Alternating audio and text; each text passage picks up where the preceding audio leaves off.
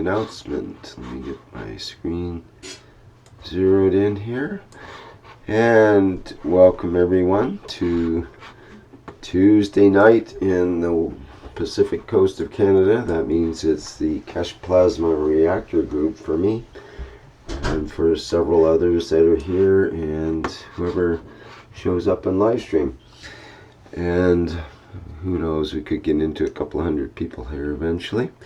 And okay, we're starting off the night tonight with Vivek is showing us his health pen. I don't know if you call it a prototype or design, let's say. Do you want to talk about that again, please? Sure. When I was making health pens, I kind of got the idea to make a health pen with 3 coils instead of just 2. So what I did over here, as you can see on the picture, I cut out a long piece of copper wire, bent it back onto itself, and then started winding it back onto the stylus of the central core. So this, what you see here is actually one piece of copper wire that goes up as a stylus, bends back onto itself, winds back onto itself 18 times, and comes out in a prong. So there are 2 prongs on this central core. And then around that, we go to the next picture, I have 2 more coils. And those are attached in pretty much the same way as we would with our regular health pens. So nano coated this and I used it, I tried it on my mom who was complaining of pain in her knee because I saw her limping around. And I said, "Are you okay?" She said, "Suddenly I have a pain in my knee." And I said, "Okay, sit down. I'm going to try this new health pen, and then you give me feedback on the sensations that you feel." So I applied the health pen to her knee, and initially she said she felt the plasma energy going down her leg and traveling down to her foot. And shortly thereafter, she said that she felt the plasma energy spinning around the sole of her foot and warming her foot up. This was the very first time I used it. And that went on for about a good 5 minutes. Then the spinning stopped, and the energy moved back up her leg, moved up her leg towards the knee, and then she said she started to feel a sort of an energetic sucking sensation where she thought that something was being removed from her leg. So I kept the health pen there until she told me that the sensation had completely stopped. That was the very first time I used the pen. Last night, I used the pen again on the same knee. She felt that same sensation of the energy going down her leg, but this time there was no spinning sensation on her foot. Instead, she felt her toes being tingled. Her foot started getting warm, and then the same sensation came back that the energy moved up her leg and went back to her knee, and the energy got was being sucked out of her knee.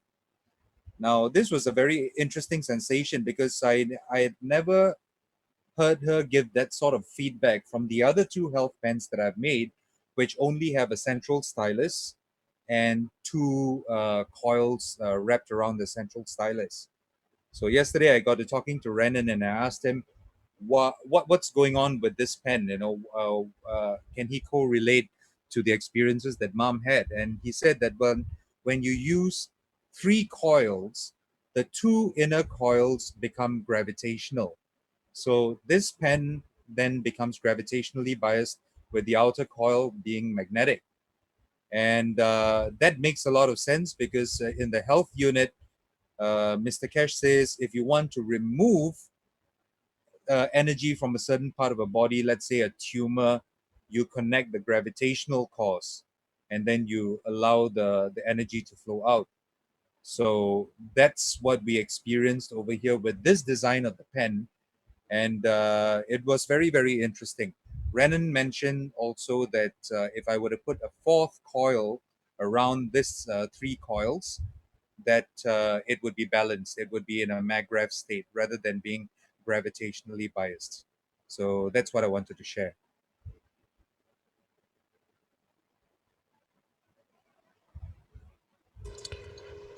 Yeah, Vivek, we discussed this earlier, and something that I talked to Dave about in Peru about a similar sort of thing, but I didn't manage to get to talk to you about it. Is I think the next step on this 3 coil pan would be to put a saltwater sink so that whatever it draws out has a place to go. Right. That's actually a very interesting idea. I was thinking of that as well. When I nano coat a long piece of wire connected to that central stylus, because that central stylus is holding the gravitational core, and then let it run out of the container into a saltwater sink. And that's a very good idea. I think I'll give it a go and try it out either tonight or tomorrow night as quickly as I can get the nano coating done. Thanks, John. So where would you attach the saltwater sink on? Be like a nano coated wire from the saltwater sink. Is that what the way you would do it onto some part of this, or how would Yeah, you? it would Uh, the, be. Do the you see guys, the? okay, hang on. The guys in Austria, with their health wall or tree, as they call it, they use just a coiled wire that's nano coated, and it's hooked up to the output side of the receiver of their tree, and that goes down, and it doesn't actually go into the salt water. It just vents into the container. And I was thinking about this. Something that's been bugging me for years is we know water can be programmed. We know we can put the plasma energy into the water, but there has to be some way for that water to be neutralized, to be brought back to its original state. And I've been trying to figure out what that is, and it's now seeming that it's the salt in the water that's neutralizing this plasmatic programming that we're putting into that. Right. So based on that, on this pen, I was thinking of connecting it to that loop that you see on the right hand side, that is part of the central stylus, because whatever is going in is also coming out from there. So that might be a good place to tap into it. What do you think, John?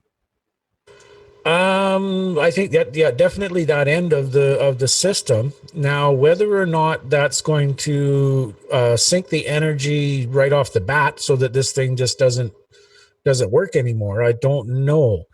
Um, Again, we're dealing with a lot of intent in here, but and we also know that the structure is important. So you may need to have a capacitor between those. Or one of Alex's original diodes, the plasma transistor, kind of an idea where you can open and close that connection plasmatically, so that you could close it to get the system started. As soon as it starts to draw out, when the patient says, yeah, it's pulling out, then you would close that plasma transistor and allow the system to drain. Huh. Interesting. I like the idea of a capacitor too. That just sounded right somehow from experience. Also, the loop at the end could be considered to be an induction ring, and you could put another loop inside of that and run that wire out to your saltwater sink or whatever, perhaps. Yeah, I think with experimentation, we're going to find we're going to need to have some way to turn that connection on and off somehow. But should it be in multiple times per second, or should it be just when you want to turn it on and off? Well, from what Vivek was describing, what his mom was saying was that when he first applied it, it put energy into her system. And then that energy traveled down to her foot and then traveled back up and back into the pen. If we have a sink on this that's constant, how much of the energy that the pen is actually working with is going to be drained off into that sink right off the bat without actually going and doing anything? That's just a question that's kind of stuck in my head, and I don't know if it's important. Do we want to put energy in, or do we want to draw off the call it excess energy, or the, like in the case of, for example, maybe a tumor or something like that, there might be excess energy which would be something that needs to be drawn off rather than putting energy into the situation. Yeah, most certainly. I can see uses for all three possibilities where you want to simply put energy in and let it do its thing. You want to Mm-hmm. put it in there and then draw off whatever it changes, Mm-hmm. and also a system where you're immediately drawing off. You're not putting energy in. Hmm. That's why I'm thinking So that you need having a three-way switch. yeah, that plasmatic switch between the end of the health pen and the sink may be that may be the solution for this. So if you have the plasmatic switch closed, so the sink is active, it's constantly drawing. It's not going to put anything out. What if you had a not just a plasmatic sink, but a plasmatic antenna? So, like the sink is like a ground circuit, basically, as far as radio or crystal circuits go, let's say.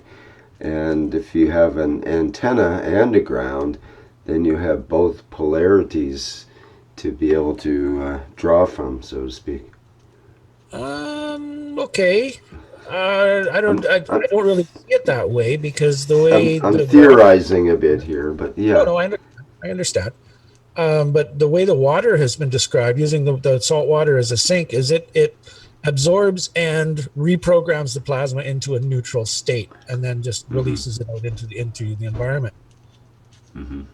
If you just had an antenna, from what we know, I know you're familiar with this as well, Rick. The antenna is going to be tuned to a specific frequency. So there's going to be frequencies that are going to hit that antenna, be reflected back, frequencies that'll hit the antenna, be absorbed and radiated, and other frequencies that are just, they're not even going to be compatible with the system at all. How would a plasmatic antenna work, though? I'm thinking since we're dealing with plasmatic systems, and they actually have plasmatic antennas now that you essentially generate a plasmatic field around your antenna, and then that becomes the antenna, that actual field, and you can attenuate that plasmatic field and change its shape and size and so on. Yeah, okay. Another thought would be with the antenna aspect, if it simply radiates the energy, do we want to draw cancer or a brain tumor out of somebody's head and then just emit that into the environment? Or do we want to neutralize it somehow? Well, in the case of an antenna, you're usually pulling in energies or pulling in ambient fields and amplifying and magnifying them. And for example, if you needed certain energy, you need to energize part of the body. Something that was stagnant, let's say, needed to be some lymph needed to be energized. Maybe it would be best to use more of an antenna system rather than a sink system. Yeah, Sure. the thing I was thinking of Well, also whether it's even necessary to have an antenna or sink because, okay, think back to what my mom said. She felt the energy going in first. mm-hmm, So, and then after that, the energy did something that was spinning, that was warming, and then it pulled whatever it needed to pull out. mm-hmm. Wouldn't be plasma already know what was needed and what was not needed? Right, and In plus a there's an actual cycle involved there with a time factor. It's not just yes, sink or swim, so to speak. It's a correct. continuous cycle. That's what I was thinking. And plus, after using the pen, intuitively, I just took that pen and I put it on top of my maggraph system so that it could sit in the plasma field of Mm-hmm, my maggraph system. So mm-hmm. maybe that is the way to release whatever the pen has absorbed and transmute that energy into a safe and usable form. I don't know. But intuitively, that's basically what I did. Yeah, it makes sense that if you had no other option, that's where it would lead you to, certainly. Yep. But is that actually the best option? I mean, I would think there would be a limit to how much this could store at any one time, and if we could constantly drain it, then it becomes a conduit. This is the antenna for that energy that draws it out of the environment or out of the system that you're pointing it at. Mm.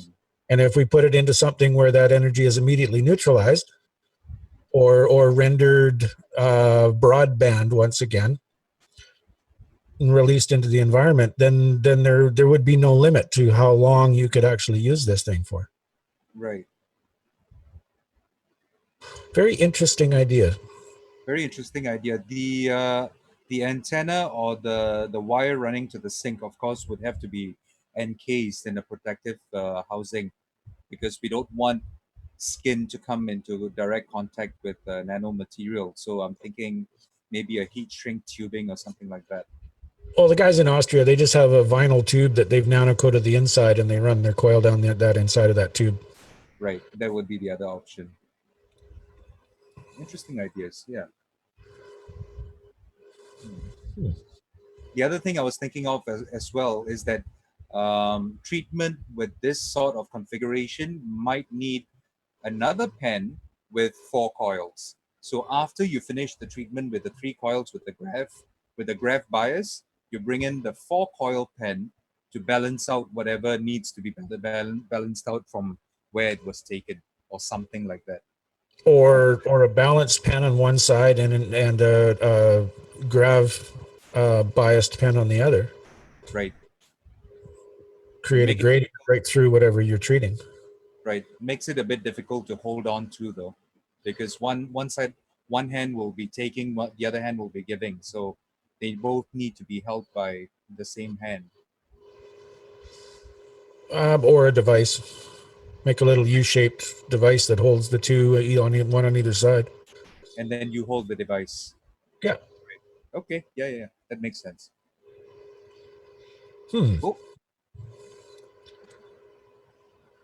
Very cool. Lots of new stuff to think about. Yeah, I'm gonna get Dave down in Peru to build up a couple of different systems and try a few different methods. The folks down there are so turned on, so switched on that just about anything Dave does down there works perfectly. right. Well, it would be a good test bed because we've already got conscious and unconscious cooperative alignment to the plasma energy from the general population down there. Sure. That's cool. Yeah, the other thing that I wanted to share, just as an update, let me stop the screen share for a while because my CPU is pegging out.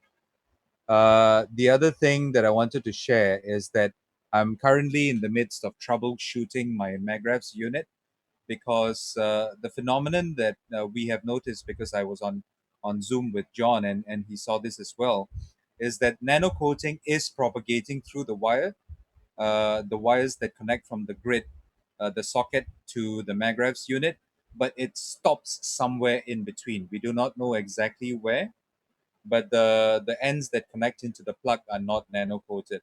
So the first thing that I did was to remove the wires from the side connecting the socket to the Magraphs unit, swap them around such that the nano coated side is now inside the plug, and the bare copper wire side is now on the Magraphs. And today I did the same with the power strip, because I noticed the same thing happening, the same phenomenon happening with the wire going to the power strip. So I've swapped it around, and am now going to be monitoring for over the next couple of weeks to see what goes on, what happens, and then we'll carry on troubleshooting from there. Because up to now, my electrical consumption has more or less remained the same. Actually, it's increased a little bit because I'm running more load in my room right now. So I have the housing of the electrical meter open now. I can monitor it on a daily basis. So I'm able to run more tests more freely. And we will document our experiences, and we are thinking of coming up with a sort of a troubleshooting guide, so that others who might find that their own home built systems are not really operating as intended may use this guide to start troubleshooting their own systems. Thanks, everyone.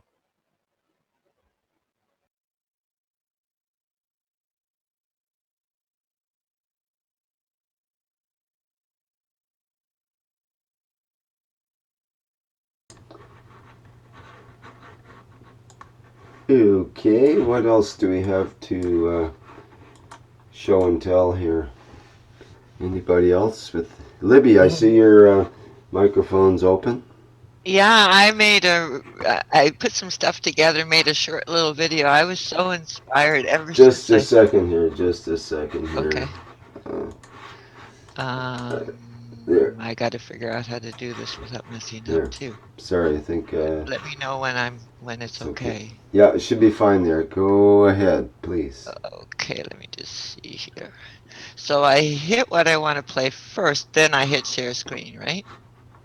Yes. We don't have to play it. You just have to have it ready to play, like set up already in a Yeah, screen. it's ready. So I hit share screen first and then hit it? Yep, Okay. sure. Oops.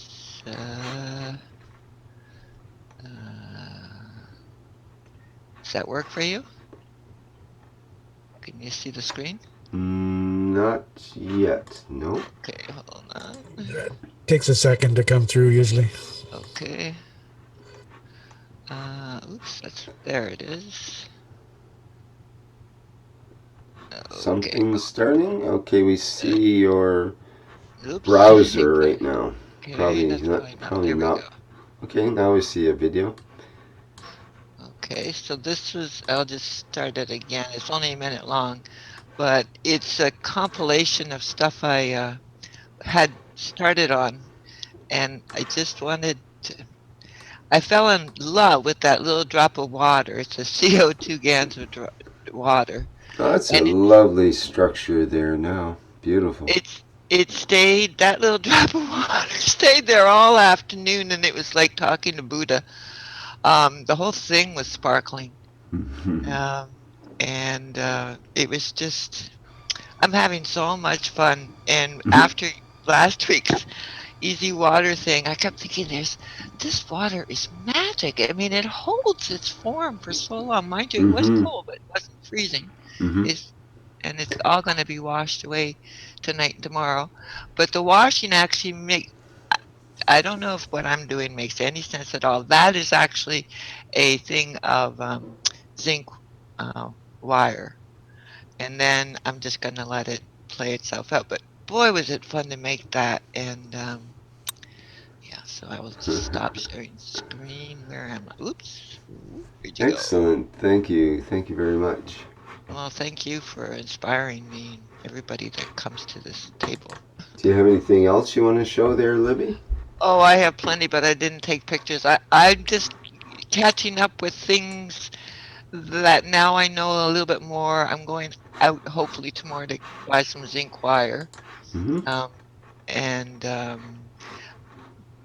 But I'm just putting things that I've started to play with and then knew that I'd come back to it. It's like we've got so many things we've created, and or at least I have, and just trying to combine them. That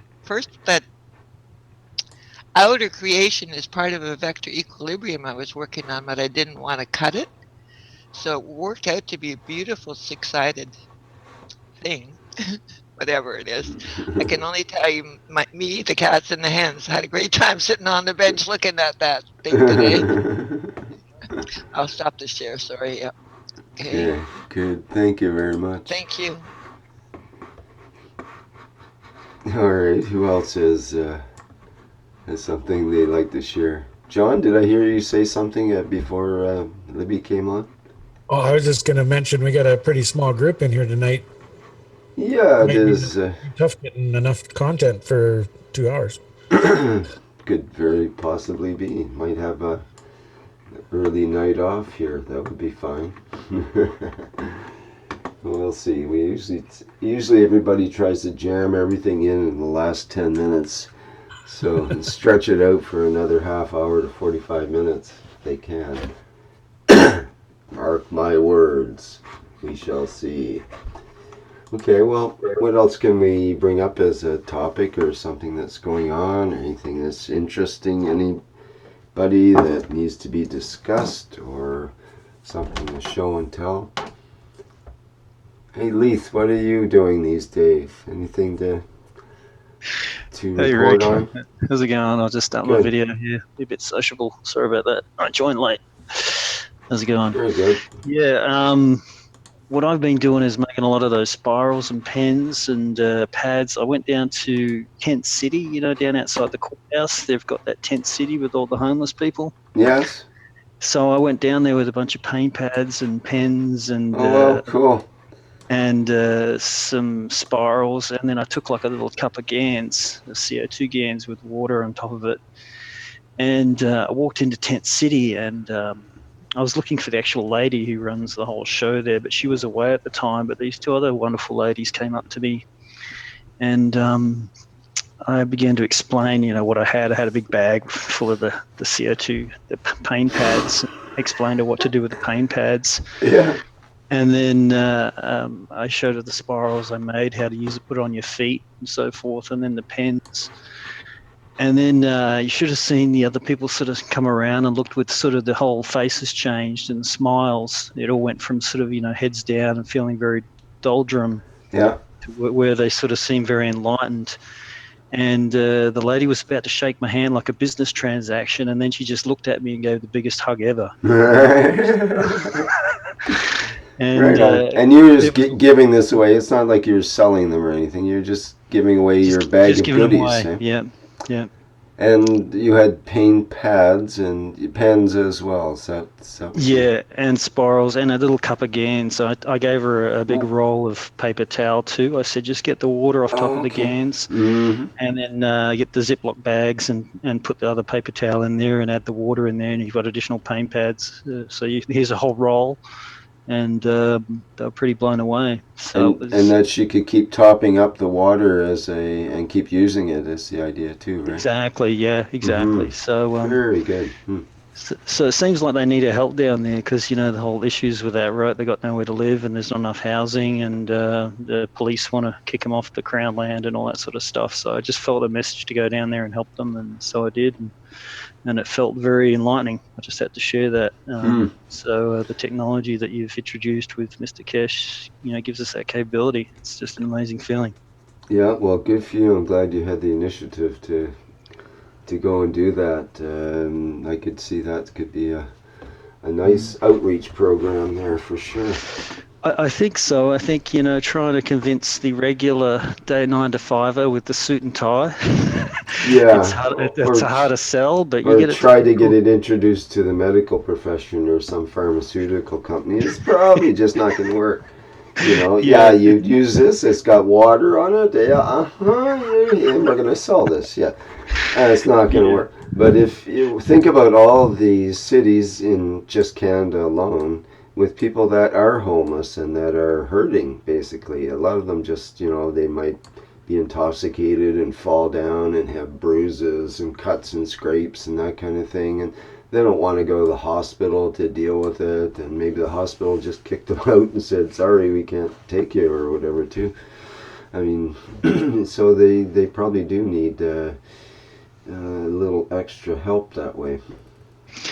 Yeah, I think because here in the island there's limited doctors, right? So you can't even get a personal doctor anymore. And then you've got to go to the waiting lists, and then you've got to make sure your MSP premiums are up to date. Otherwise, you won't get the coverage, right? So it's yes, I've noticed that lately. Yeah. Yeah, if you go on a Monday morning first thing, forget about it. You're sitting there for 4 hours at least. So. Right. Please, can I ask you a question? Do you how do you nano-coat the spirals? Do you burn them or do you use caustic? Yeah, so I use a special caustic. So I don't know, I get these messages from things. I can't explain it really. It's a bit deep, but you don't have to. I understand. It's intuition, I suppose. That's all I'm going to put it down to for now. But yeah. You psychics are all the same. You always finish each other's sentences even before you start them. No, it's great. We are all connected in many ways, and along these realms, a lot of times it does work that way, you know. But go ahead. Sorry, I didn't mean to interrupt you. You're quick with those branding, Rick. I'll be sure to try and jump in next time you're on a global workshop there. Getting back to caustic. So what it got me researching is looking at where did life start here on planet Earth, and the first forms of the blue-green algae. And so I made sure I got spirulina, and then I started to get kelp. I started to get things that sort of what life needs as basic elements, not human type stuff, and so I started creating GANs from that and put it into the caustic. And then I added a bunch of stuff. I can't even remember all what I put in my first thing. So I've been reusing that caustic ever since. Plus, of course, all other caustics I've used from different creations. So I create all these different layers in different bottles. And I just keep reusing it. It tells me to keep reusing it like layers of skin on my nano coating. Because you just see all the nanoparticles in the liquids, and it's all different blues, shades of blues, and you just tell when you're spraying it each 3 or 4 hours in the containers, and they just, you can see the crystal structures forming in the nano coating. Plus, I put like different light colors around. I don't know. I think I watched Rick, one of your old videos. You posted somewhere where you're doing a lot of Tesla research about light colors on screens and how it affects frequencies and signals. So so you inspired me to start putting colored sponges all around on the base of the caustic containers. So thanks for that. Holy cow, that's a pretty remote inspiration there. I'll take that as a kudo. Yes. Yeah, I think you're looking much more lively than so. You mean the time that I had the alligator clip attached to my ear and I was tapping on the screen of my iMac? Yes. Something playing music, or the one where I was finding colors on the iMac screen and making sounds out of the colors. Yes, from a crystal radio was decoding my iMac screen actually, and that was an interesting experience. I didn't know that a crystal radio could recognize colors when it came right down to it, and it freaked me right out at the time. Until I understood what was actually going on in that circumstance. Yeah, exactly. So I took that as a message that when you're creating the crystal structures and the nanocoating, that they want colors around, the colors of the rainbow. Yes, well, or that they can discern the colors for sure. Exactly. And, whatever is around will be what gets absorbed and starts getting built up and starts circulating within that crystal structure, because apparently they slow down light. That's what crystals do, right? You can even slow down. They found out recently that they can slow down light to the speed of sound, which is interesting, because then you start having resonating structures with sound and light at the same time, because they're both basically resonating at the same frequency. Yep. I think you're ready to elaborate more of that on the next workshop, because it's wonderful. Well, it's an interesting idea, and I thought scientists already knew about that, but apparently they just found out recently. It's great fun. I think it strongly correlates with the nanocoating process and the crystallization of the nanocoating layers, the hexagonal shapes we're trying to get on our nano layers. Yeah, definitely. I think like the nano copper, for example, it'll trap light essentially in that same plasmatic sort of structure. Yeah.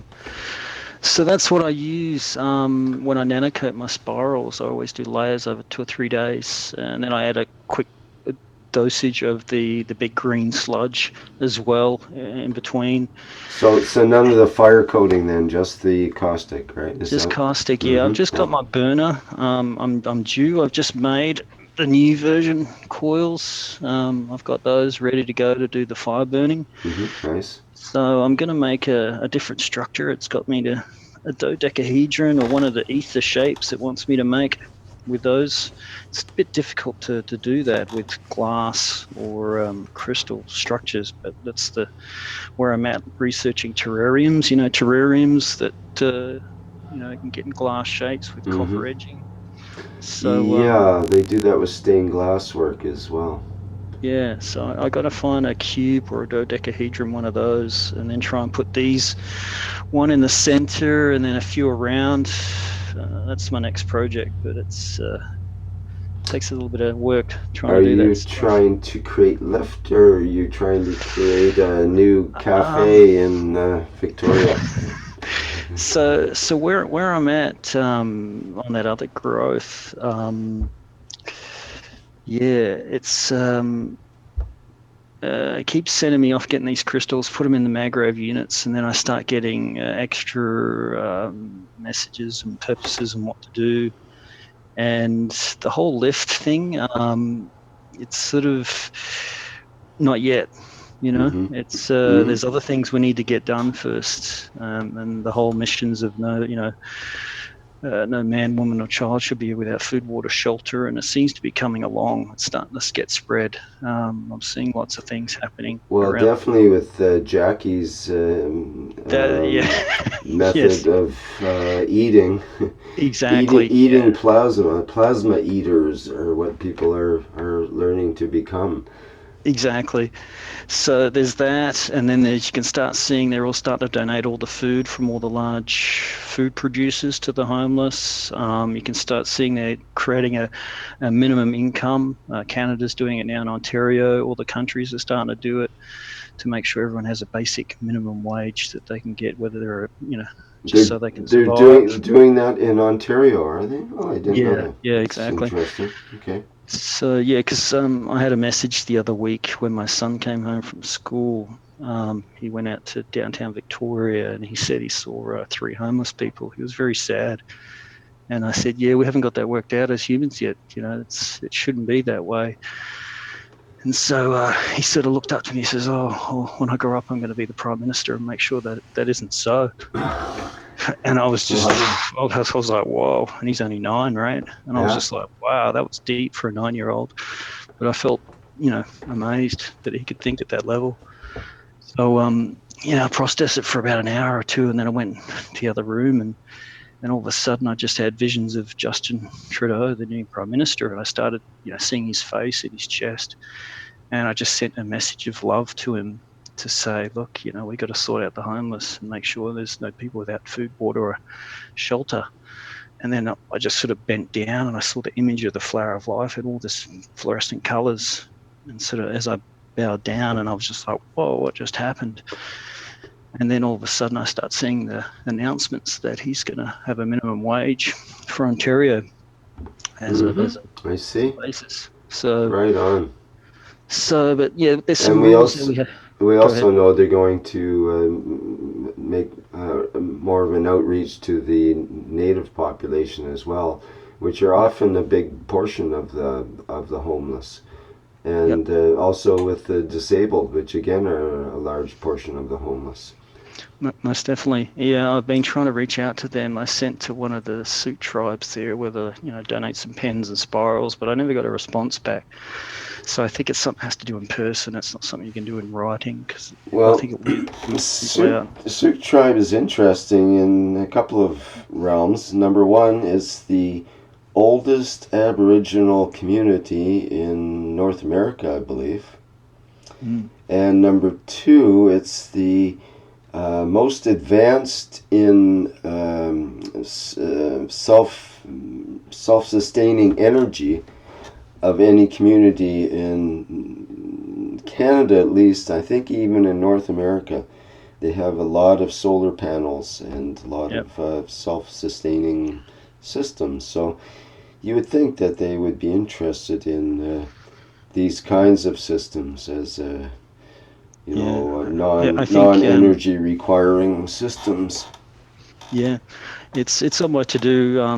There's the Betcha Bay tribe, and then there's the Haida Gwaii tribe, which might be more open to it because they're being more self-sustainable. But it's on the to-do, and I think it's something you have to do in person, not through email or in chat form. Yeah, the natives are very leery of, let's say, the white man's ways and different tokens and different amulets, and so I tried to present some amulets to a native son, and there's a chief son rather, and it didn't fly at all. It wasn't something he wanted as a gift, right? Exactly. Yeah. So it needs a little bit of a different focus or attention. But if you have a harmless looking pad and a baggie that uses what looks to be like a liquid, looks like water, and yet it's people say that it takes away their pain. Once that rumor gets out, people will be quite willing to use it, I think.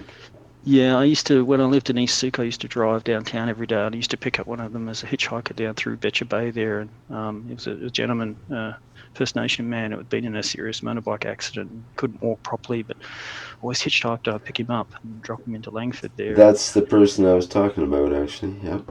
Oh yeah, he's a cool guy. And yeah. Anyway, don't want to get too personal on this stuff, but No.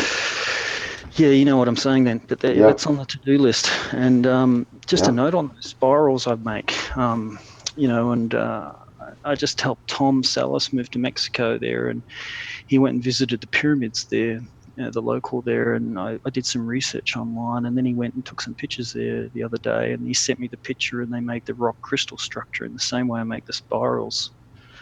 And he got some big vibes from it. He was a bit blown away that the exact same crystal rock structures around the pyramids there was exactly the same spirals that I've been trying to make and get out to people. So he was pretty awesome. And I just got feedback from a lady in the UK. I just sent some spirals to, and she's been using it for 2 weeks now. And she didn't tell me this, but she just, originally, but she just told me in today's message on Facebook that her whole left arm is paralyzed. She can't move it. And today was the first day she could move her fingers. For how long? How long, you mean? What do you mean for how long? How long was her arm paralyzed? Or I don't know. She just said it's been paralyzed. And, I see. And do you have a picture or an example of your spiral that you mentioned? I think I did it a few weeks back, Rick. I showed you, and I think John made one. He made an awesome one and showed it on the camera, but we were pretty busy that night. I could send you a couple, Rick. I could even drop them by. Oh, yes, right, that one. Yeah, nice. So yeah, you make them the full length of your two arms, the length, sort of the cubit length, and then you put one on each hand, and 15, 30 minutes a day, and then increase it as needed. And I still use them today, and they work great. 15 minutes, and they put you in the right mind state, and you lie down and relax. And I haven't had a negative response on them to anybody I've given them. I've lost count. One thing, Leith, I wanted to ask is, do you put GANs on your coils, on your spirals? Yeah, so I also, what I forgot to mention, where I add that other custom GANs to the spraying, the cold caustic, I also add in CO2 into that, a lot of CO2 GANs in the spraying when I cold caustic spray. So there's already GANs within the caustic. And then some people have requested to add a dip of the GANs afterwards when I dry them, and then I wrap them in cellophane and plastic and tape. Okay. So I do both, but most people say there's no need, they're too strong. One lady with the stomach lining repaired and her abscess resolved, and nervous system issues, she says they're so strong. So I just helped a lady in Australia, an Australian Keshe Foundation in Queensland, how to make them, and she put them on first time, and all her cats all came around her and were all calm, and she had them on her feet. So that was pretty cool to hear. So. Right, because I just have mine done now. I did mine cold caustic baggy process. Yeah. And I wanted to put these underneath the insoles in my shoes. Yeah. To live in my shoes, but I wasn't sure if I needed to coat them any further than that. You can. I think just experiment with it. You'll find what appeals to you. But they're quite strong, so they're going to shift a lot of your chakras and your energy fields around if you've got some blockages, right? So you're going to feel dopey sometimes and drink water. And that's the plan. Sorry, John, did you have a picture of that? We didn't highlight it or spotlight it. Let me spotlight it and see your picture there. I got to fix my camera every time this stupid thing keeps resetting itself. Yeah, we can see it there. Yeah. So now, it looks similar. Yeah, Leith, we had, thanks, John. We have a lady on Livestream that says, the spirals are hard for me to make freehand. Can you share your secret to actual production? Yeah, it's you just got to go with your intuition. I'm sorry, I just have to keep going back to that. It just sort of comes naturally. So you just make them freehand. You don't have any special tools or anything. I just stretch the wire in, fold it half. I sit there and make sure I've got some good music in the background. You've got to be happy when you do it. If you're feeling not in the right state, don't make them because you make It mistakes. helps to have strong fingers and thumbs as well, and depending on the gauge of wire as well, that makes a big difference. Oh, big time. Yeah, Like 20 gauge is what I use. Yeah. 20 gauge. Okay, well, Yeah, she might be working with 14 or 16 or something, which would be significantly tougher. So I would don't go to the suggest. gym anymore, Rick. So yeah. So 20 gauge would be recommended to her, and maybe if that's too tough, she should go to 22 gauge or something like that, even thinner perhaps. Well, Yeah. the wire that's in Cat 5 cable, computer network cable, it's amazing to work with. It's beautiful quality wire. It works so nice. And what gauge is that? Fine. Easy to work with. What gauge is that now? I think it's 28. 28 gauge. Yeah, she was using 14 gauge, so you can understand they would be hard to make. Now, in that case, what you can do though with 14 gauge is use the torch, heat it up red hot, and let it cool, and that will anneal it and make it much easier to bend and so on with that process. Yeah, that will help. So quick thing, John, is make sure you put the clockwise direction facing your skin. Okay, that's key. So the clockwise direction facing your skin. Okay, because mine one side is clockwise and the other side is counterclockwise. That's right. So the clockwise side, what you're looking at is clockwise. I should say end. Because let me put the camera back on here, which means I'm going to have to bring that back up and fix it. How come it's not working? My camera is dying. I'm going to have to get a new one. Come on. There we go. Okay, so from my vantage point, this one is clockwise. Yep. It's reversed in the picture. So and that's this correct. Opposite side. So if they're laying flat in the base of my shoes, would this one be at the front of my shoe? So if the side that's facing you should be clockwise, because the side facing me is counterclockwise. So the side that's facing you should be touching your skin through a plastic or mummified. I still don't understand, because if I turn it around, then this one's clockwise and this one's counterclockwise. You see, because there's one of each. Yeah. So mine are both the same direction each way I look at them. So. Okay. Let's look at Leith's again there. Let's spotlight it and have a look at yours.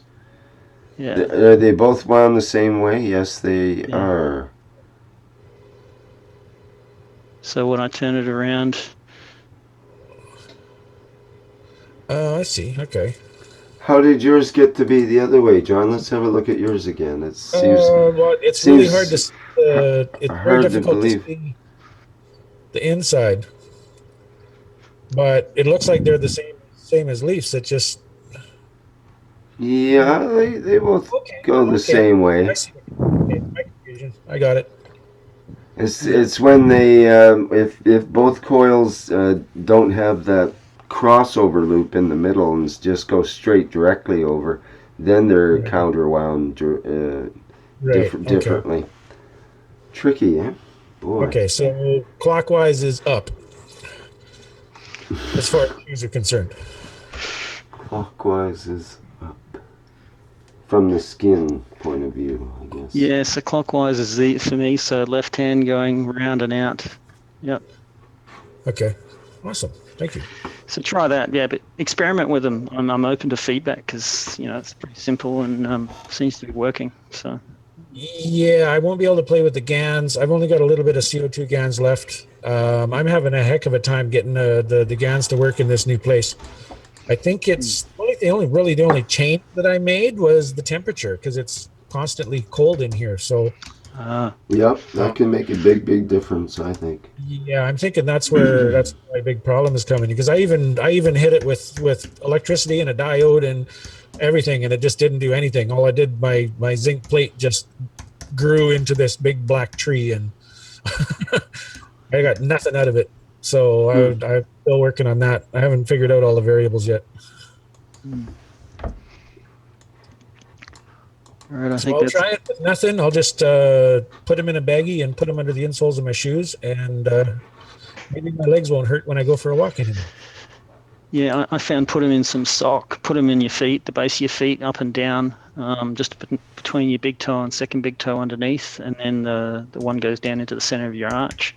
I found that the best spot, and then put socks over top, and then just lie down, listen to music and relax for 15 to 30 minutes every day, and start off slowly, and then work your way up to either half an hour to 45 minutes to an hour, or then just do 2 or 3 times throughout the day. But make sure you don't want to get up and go do something straight away afterwards, because things can shift and happen. Well, I'm a bit of a psycho. I just, my idea was to put them in my shoes and wear my shoes. Okay. We'll see what happens. I Yeah. don't know. We've got to try stuff. We'll never know where the limits are if we don't. Exactly. You might start getting your feet will go numb, and you won't know they're there. If he wins the Olympics running competition, we'll know why. Well, hey, if I can keep up with my dog, I will be happy camper. Maybe you need shoes for your dog too. He's got plenty of energy now. To slow him down, I mean. Copper's heavy, you can slow him down. No, I wonder what we could do for dogs in terms of the... there was a lady... What about a collar? Yeah, exactly. There was a lady, I can't remember where she was, but she made a CO2 package and put it in the collar of her dog. Mm-hmm. And this old dog, it's like 12 or 14 years, I can't remember the exact age, but an old dog who was, pretty much a lump laid around all day. Within a day or two, he's out playing and jumping around and being a puppy again. Huh. That reminds me of a joke.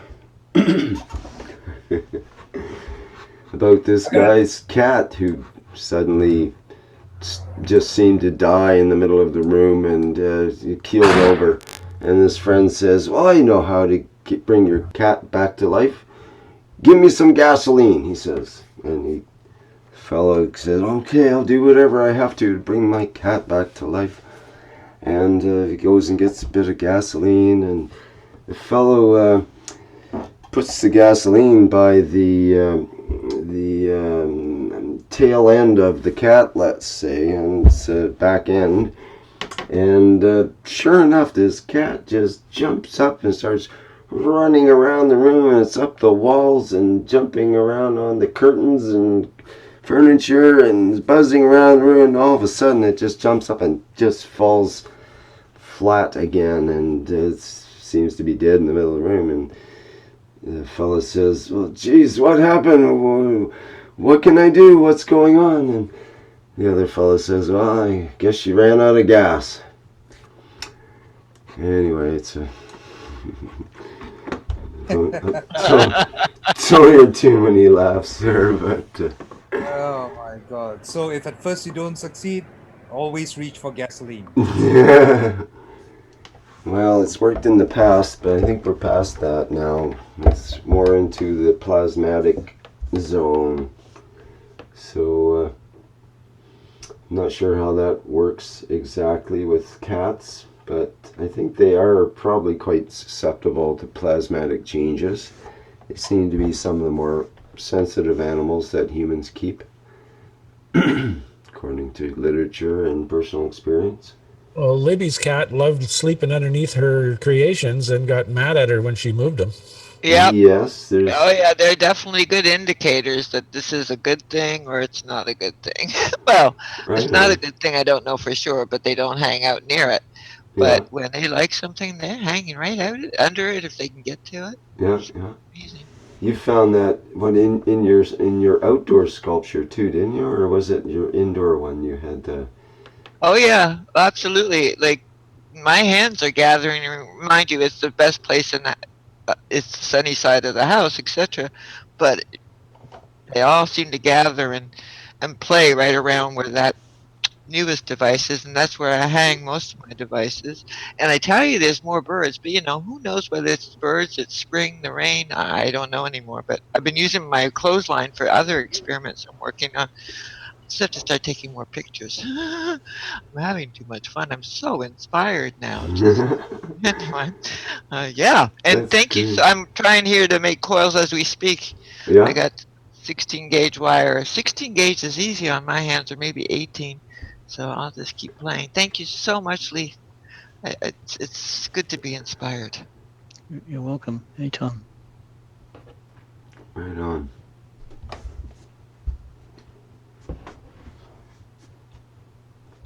Yeah, I just wanted to ask Leaf, how do you use the coils in other parts of the body? Do you use two of them together on either side of a limb, etc.? Is that you, Tony? Yeah, it is, mate. G'day, mate. Good to hear. Yeah. So yeah, I did some research on the spirals. Reiki. So I'm not a Reiki expert. I've had one Reiki treatment out there in Suk, and it was an amazing feeling. But there's a Reiki symbol called the Choki Rei symbol. It's kind of like a spiral with a line going up it. And I kind of researched that, and it says we have like a power activation switch on our hands and our feet. And so that's what's inspired me to put one on each hand. You got to make sure you do it balanced, have one on each hand. Yeah. And then the same with your feet. And you can do both at the same time. That's really strong.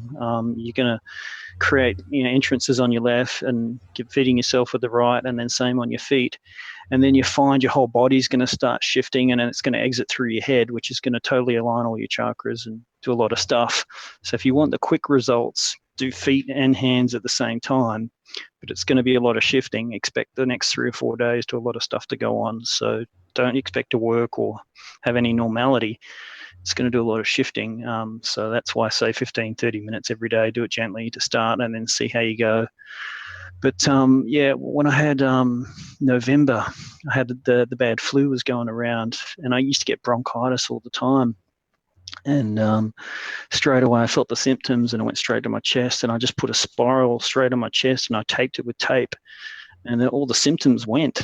I just looked silly with this spiral on my chest and my t-shirt, but I just kept it there, and I didn't need any medicine or anything. So it worked great. Yeah, just taped it to my chest, and all the symptoms went. After about 4 days, I never went through the usual, bedridden, coughing and sneezing and all that fun stuff. I didn't have any of that at all. After about 4 or 5 days, I was, all the symptoms didn't even go to its next level. It was quite amazing. The doctor of the future. Copper wire, duct tape, and then that's it. That's the end. That's all you need. Copper wire and duct tape, and you're done. Next, So you can do hundreds of patients a day that way. The way doctors react to this stuff's really interesting. I was having an experience with my mother with a pain pad, and I'd been taking her into the doctor, and she came out and said the doctor had said a really strange thing to her, and I asked her what that was, and he'd said to her, "Look, I don't know what you're doing, and I don't need to know what you're doing, but keep doing it." That was pretty amazing coming from a doctor. yeah, that's awesome. I get. Yeah, do you know what kind of symptoms? Was that relief of pain, or was that some other relief or change in symptoms? Well, yeah, I wrote this up and posted a while back. My mum had a wound just above her ankle. It was kind of, and we were treating that, and basically it got infected quite badly and ran up her leg, and she got hospitalized for a week.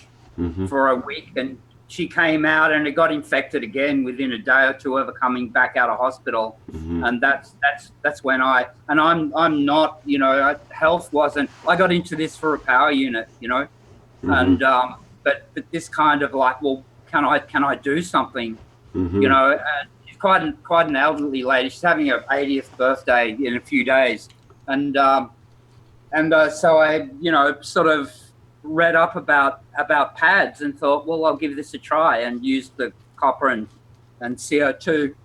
And it worked like a charm. I mean, I went back a couple of days later to see how she was going, and not only was her leg, you know, a lot better. It was kind of a very bad ulcer. It was quite deep, you know, but it would heal quite a lot. But all these other things, she was her back was straight. Her neck, she was moving her neck around and seeing things she hadn't done for a long time. You know, it was just quite amazing. And she's had a couple of strokes. She was talking about, and she's still talking about, thinking clearer. You know, that she could concentrate and be clearer in her head for a lot longer during the day than she normally could. And I've sort of, you know, and this happened, I don't know, maybe 6 weeks ago, and I'm still seeing these effects. You know, I keep taking her the pads about once a week. I'll change the pad, give her a new pad, and she's really happy with it. She's getting a lot of benefits in all kinds of ways, not just the wound that we was initially treating. Interesting. Yeah, that solved me. You know, now I've just built health cups. You know, based on Douglas's method, and I've got a thyroid problem, so I looked up. You know, I remember Keshe talking about putting some sulfur into the mix if you've got a thyroid problem, and so I looked up, you know, what's the best source of natural sulfur, and I found that egg yolks have sulfur, and I also told onions is also a good source. So I sort of ashed that down, and added that with some mango and banana. Ashed that down and added that to my Gans for the cup. And I, you know, I'm not sure, but I swear when I'm taking air from the cup that I get an aftertaste of egg. It's really strange. Yeah. Interesting way to figure out how to get the extra sulfur, you know, figure out the foods that have it, Gans them up, there you go. Yeah, well, hey, you know, I've got nothing to lose, so give it a go. Yeah. And it's complete, you know, pure logic, basically, based on the knowledge of the way plasma works. Yeah. Nice.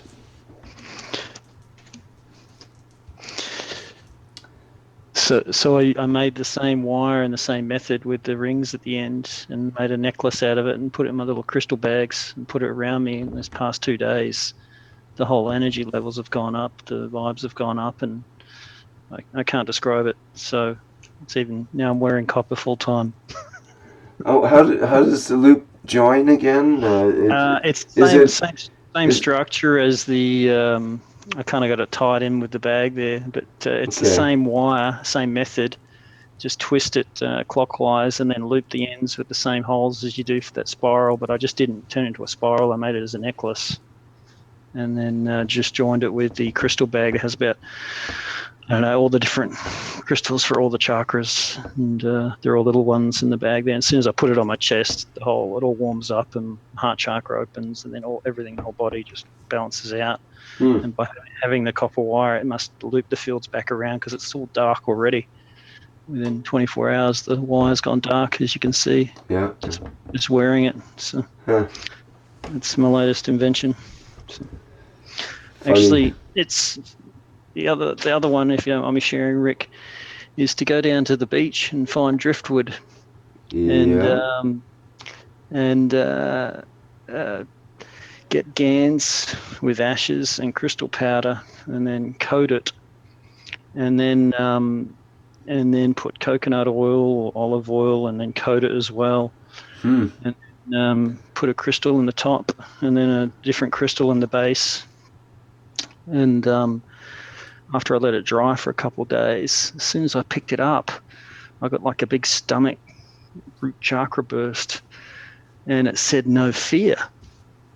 And now, since all these sort of workshops, it means that we've got to overcome our fears, right, of this human race, not to be controlled by money and control of governments and so forth. So until we overcome the no fear, that's the message I got from it. So I thought I'd share that with you. That's the message I wrote to someone today, actually.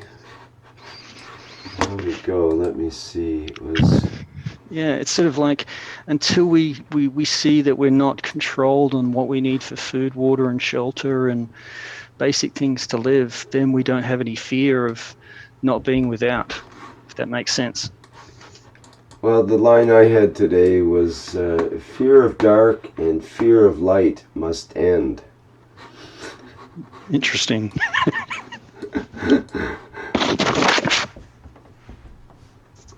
Tony, did you want to show your video there? I see your video's on. Maybe I can turn it off if you didn't mean it to be. Yeah, I just wanted to say thank you to John. Let me spotlight your video. Thank you. There we go. I'll see if I can get some focus there. Yeah. Yeah, that's a variation of one of John's pens that I, much appreciative for his efforts in putting together a really good brochure and videos about it. And no doubt I'm going to make many more of different types, but I particularly liked his design. Thanks, John. Yeah, no problem. I don't think you were here at the beginning of the show. Vivek had the next generation of that. Or, well, I shouldn't say next gen, but another design where he put a third coil around it. And it appears from the reports that he's got using it to draw out that energy. Oh, wow. Rather than putting the energy in. Yeah. Well, he said first it went in and then it came out, kind of. Yes. We were examining that as a process rather than just sort of an instant just in or just out. That it went in and then back out like a cycle or a pulse or something. Yeah, so if people with like goiters or little growths or tumors, things on their tendons, whatever, with a 3-coil system, which would be what we expect or what we is gravitationally biased. So it's going to want to draw out. It's going to want to draw the energy into the pen itself rather than simply emit the energy. So we can use that to remove skin conditions, tumors, whatever. Was it coiled in the same direction as the other coils? I believe Vivek. Yeah, Vivek just said yes. They're all the same direction. Yeah. If you want, I can actually bring up the picture that I showed earlier, so that the others who came in a bit later can also see it. Yeah, Sure. I'd love to see it. Okay, Thanks. I'll just share my screen. Yeah. Let's share screen. There we go. This is the core of the pen itself. The stylus basically coils back onto itself and ends up in 2 prongs rather than just 1 prong. Right. So it loops over here and then it coils over here. There are 18 turns and it ends in 2 prongs. Then you add the other 2 coils on top of that, and this is what you end up with. It's a very substantial health pen. Wow. And what my mom said was that first she felt the energy going in, then she felt the energy swirling around under her foot, and then she felt the energy moving back up her leg and being sucked out of her knee. Great. And she felt that twice. I did it yesterday and the day before, and both times she felt the energy being sucked out. Well, the question is, if it's being sucked out, where's it going? That's a good question. We're still trying to figure that out. Well, thanks, Vivek, for showing me that. I appreciate it. You're welcome. So I can concur. I've been making my pens very similar to that for the past 5 or 6 months. So I twist my wire back, twist it clockwise so I have a loop back to itself. Then I put a 24 gauge wire around clockwise direction, and then I do the 20 gauge anti-clockwise direction so it'll fit nicely into one of these little pens. And so I have 3 different layers. And so yeah, one of the coils is to allow gravitational to suck out and then to loop back in. And my brother from Australia said it was like putting a Mozzie zapper on his elbow. So yeah, I've been sending hundreds of these out. Very similar. It's like doing what with his elbow? Like putting a Mozzie zapper on your elbow. A mosquito zapper. Oh, mosquito zapper. Mozzie. Of course, yeah, I should recognize that one. Yeah, that's an Aussie thing, yeah.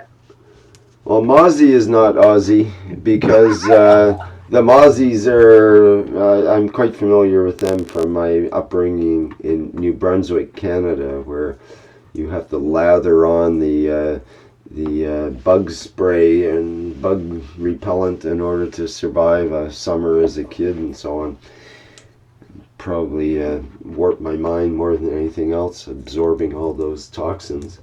But yeah, mozzies are mosquitoes, for those that are wondering what the heck we're talking about. And you're talking about a mozzie swatter or a mosquito killer. A zapper. Yeah, like those mozzie zapper machines or lights you have at the barbecue, and everyone wants to test their abilities for pain.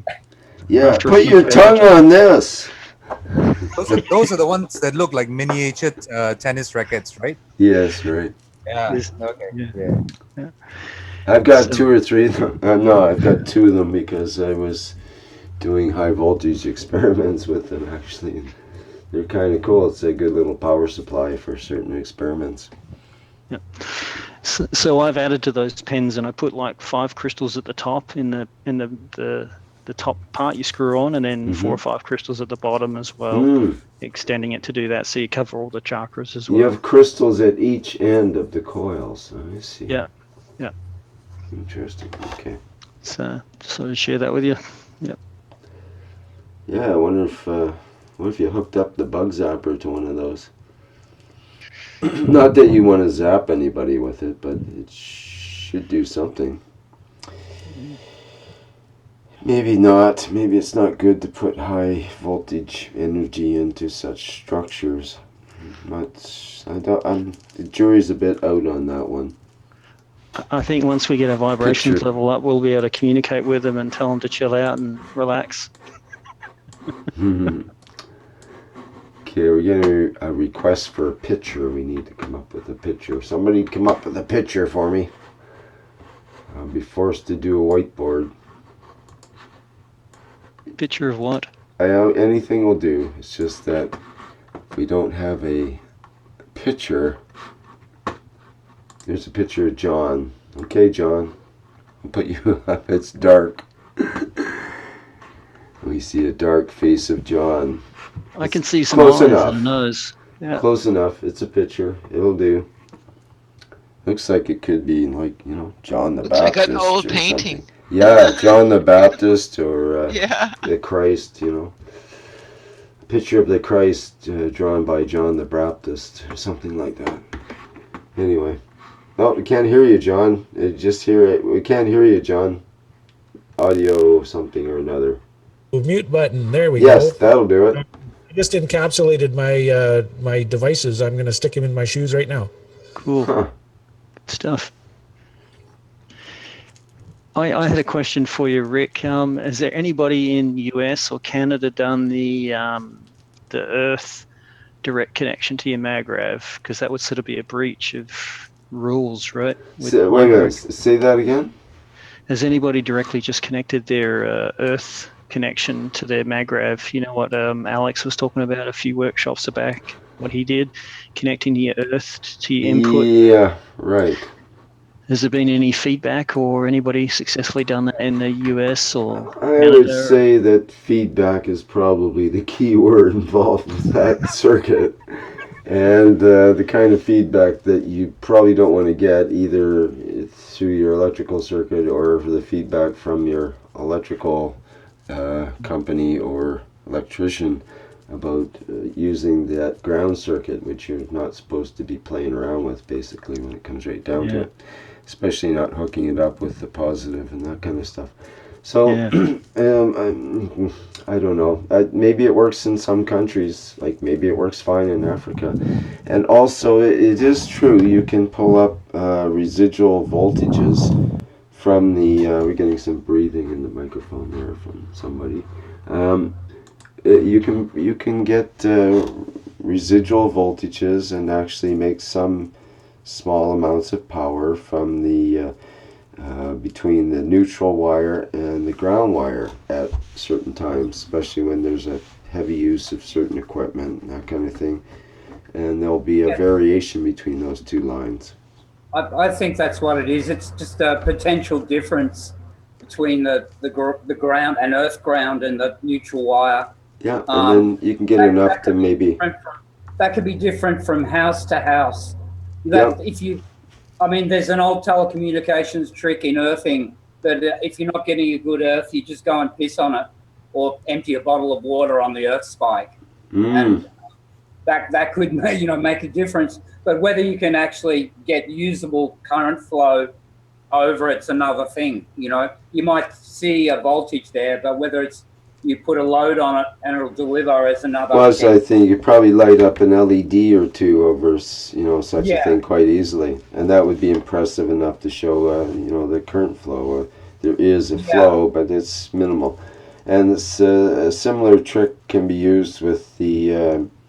You can get free power from the phone line that comes into your home, because it's got was it 5 volt or something built-in power in the line, and there's ways you can tie into that. Actually, maybe charge a tiny battery or something to show that you're actually getting power and free energy from the phone company. Yeah, over here it's a bit higher than that. It's either 12 or 24, depending on the type of cards they use at the exchange. And the ring voltage can be up at around 50 volts. So just tap off that ring voltage somehow. That's pretty usable. Yep.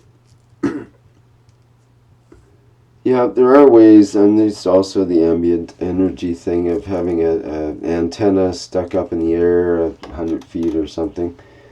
You can actually pull voltages off of it. The atmosphere itself has, what is it, 50 volts per meter, I think it is, potential difference for every meter going up. But it's hard to tie into, because if you try to hook a wire between it, then it automatically grounds the whole circuit kind of without getting the potential out of it.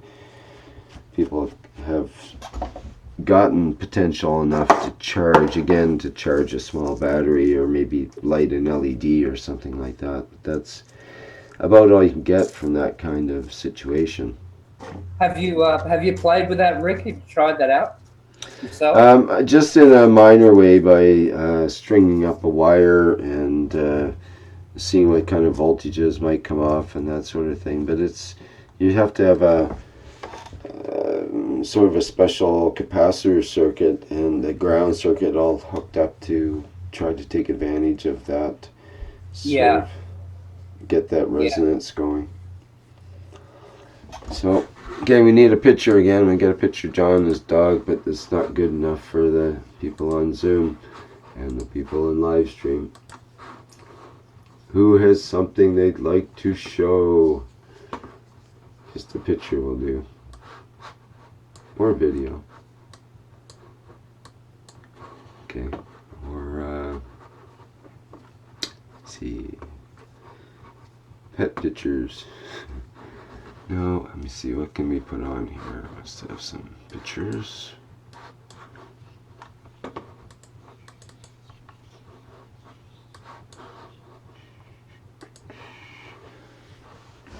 Okay, sorry, I didn't mean to interrupt there. We can keep going with that flow if you like, or we can change to another topic depending what people are interested in.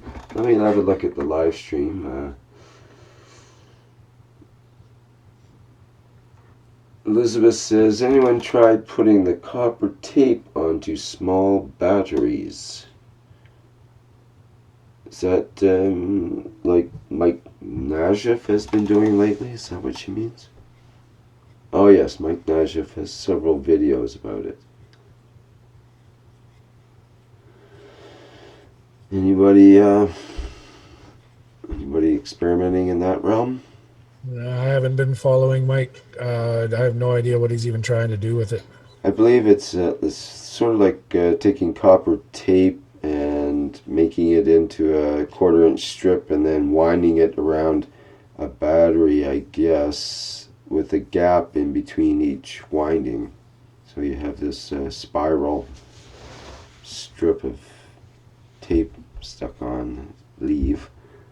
I I'm assuming that's charging the battery. I'm not really sure. I didn't look into it. I just saw a picture.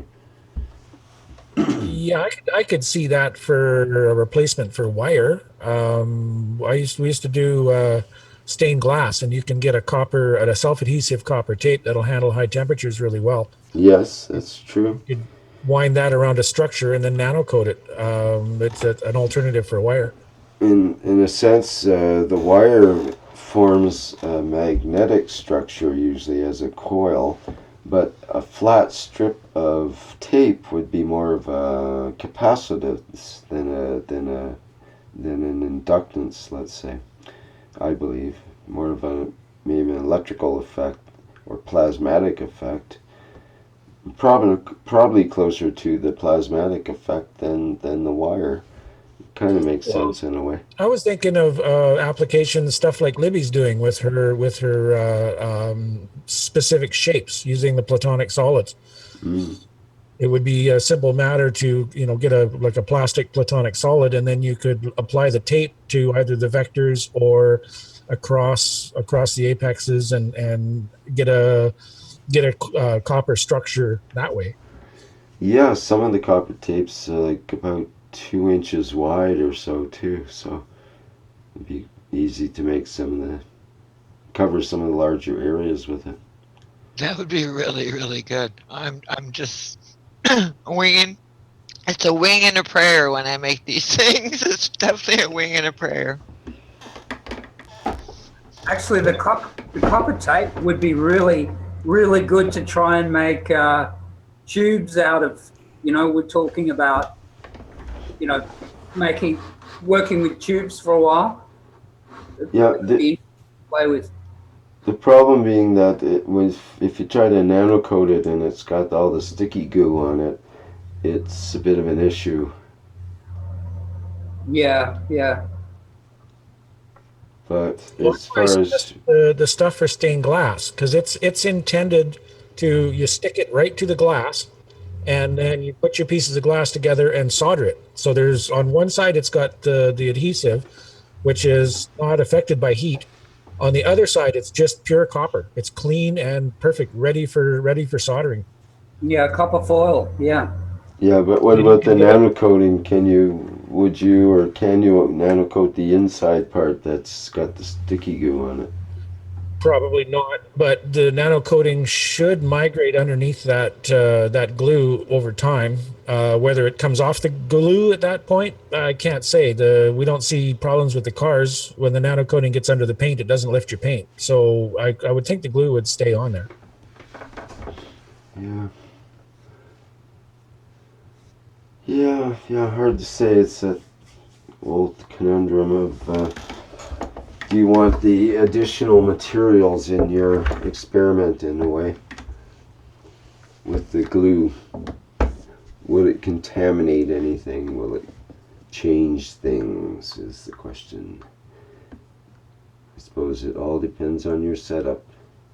Yep. So I must say, these coils in my shoes, what an interesting feeling. Really? Tell us about it. My toes are tingling like you wouldn't believe. Really? Yeah, it feels like it's the same kind of tingle as when your feet wake up after they've been asleep for a week. Yeah. Wow, that's cool. So you put them right in your shoes and you're wearing your shoes? Is that the way you're doing it? Like sitting there with deerskin slippers that I wear in the house all the time, and I just flipped them underneath the part, and I can feel them under my big toe and the center ball of my foot, so it's sitting at kind of an angle. Oh, okay. And, within, I would say, 20 seconds, my feet started to tingle. That's awesome, John. Just be careful if you're putting it around deer skin or other animals or things like that. You're going to potentially absorb the emotions of those things. I noticed that if I had like a cup of milk next to things, I'd absorb the emotions of the animal. I felt if it had trauma. Just be wary. Okay. Yep. Well, that's a good way to connect with my dog, I suppose. Come here, Ruff. Let me put my feet on you. You might find yourself barking at the moon. Yeah. Oh, again? I thought I got rid of that. That's just full moons. Yeah. Yeah. So you're gonna have to document all this, John, and then keep us posted week to week.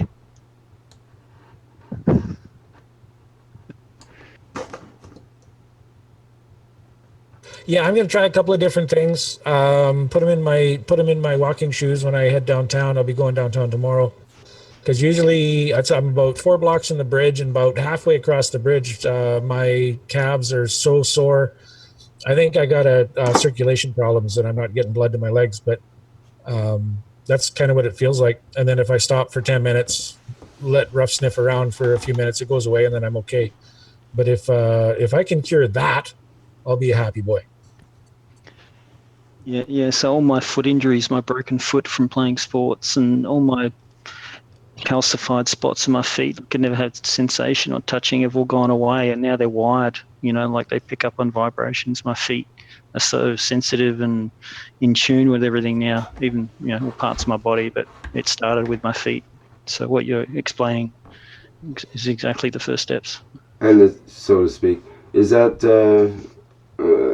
is it okay? Is it comfortable, or is it sort of like that feeling of the numbness, the pins and needles that you get, sort of uncomfortable feeling of an arm awakening from falling asleep? Oh, no. This is really pleasant. I do not want it to stop. Okay. So you're going to crank out coils all night and coat your entire body with them, eh? The bodysuit, the coil bodysuit. Coil suit. Well, Good maybe work. not, but I'm Good work. definitely going to bring this into Peru because there's some folks down there who some of the older folks, they're having trouble walking and getting around, and they have virtually no health care in Tarapoto, at least nothing significant. So once I do get a couple of days in this and get to know exactly what to expect, then I'm bringing this into Peru, and we'll have several hundred stories in a couple of weeks. That's why I wanted to get those going here, Rick, and get them to medical professionals and get them to validate it, because I think they're the ticket, to be honest. Mm-hmm. Yeah, I think the Philippines would be the place if you want direct medical access, because they've Renan and crew already have a hospital that they're working with, so they'll be able to bring in new stuff really easily. That's a great idea. Yeah. We hope to do that in Canada as well. We've got some people sort of lined up that might be able to do clinical trials and be willing to get involved with that and so on. So that could get interesting. But it's definitely easier in a country like the Philippines, where they seem to have more liberal access to alternate, ideas and that sort of thing, perhaps. Yeah, I sent a big email to the dean of Camosun College on the health department about a week ago. I never got a response. So, yeah, it sort of must have raised a few eyebrows. So. Well, it's similar to when they first introduced acupuncture in BC, British Columbia. Dr. Gunn, as I understand it, Dr. Gunn in Vancouver, who was a Eastern doctor and MD at the same time, introduced acupuncture, but he did it by sort of a tricky way. He wrote papers about it and introduced the doctors about it, but he didn't use the term acupuncture. He called it trigger point therapy, and with needles and so on, and explained in technical language to the doctors why it worked and so on and so forth. And they bid on it, and then several years later they turned it back into the word acupuncture, and now it's all socially acceptable to use that word. But they refused to use the word acupuncture initially and had to call it trigger point therapy for a few years to sort of get people, get doctors mostly used to, probably the doctors' college, used to the concept, used to the idea that, because everybody knew it worked, it's just they needed a rational explanation to the Western point of view of why it worked, and it was rationalized through the concept of trigger points that were stimulated by these needles, trigger point therapy.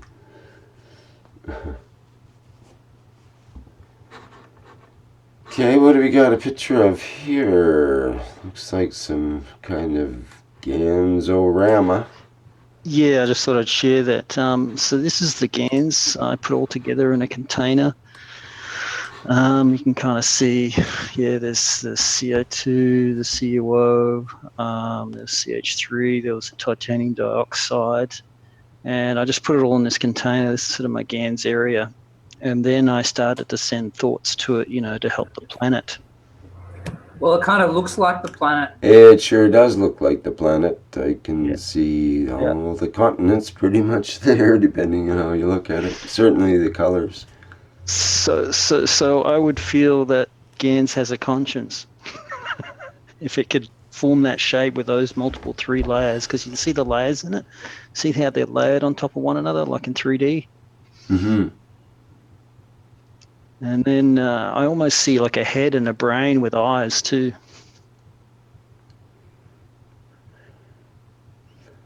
I see mountains and seas, and I see a desert. Yeah. Shallow coastal water areas. It's beautiful. Yeah. I think it's Australia.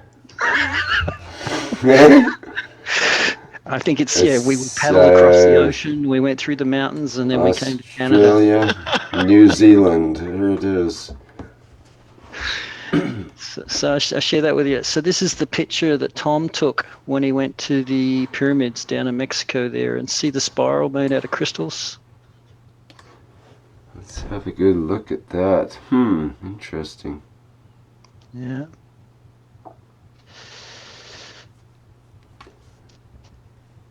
So this is in the center of the array. They build all these crystal structures with these stones, and they've made it around the pyramids there. And it's supposed to be it's a new site that was just discovered in 2011, just about 20 minutes out of San Miguel in central Mexico.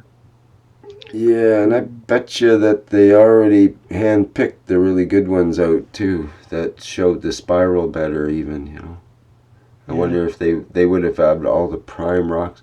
Is that the spiral looks kind of cut short, like it, that one's longer. Yes, it is. This one looks like it just went kaplunk.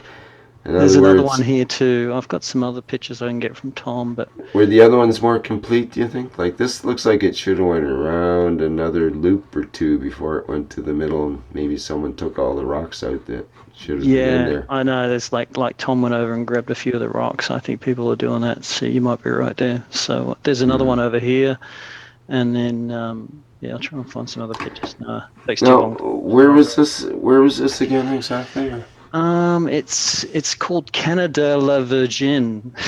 Would you believe? It's about 20 minutes out of San Miguel in central Mexico. Okay. And you can do a search on it, Google it, and there's some interesting videos that describe about it.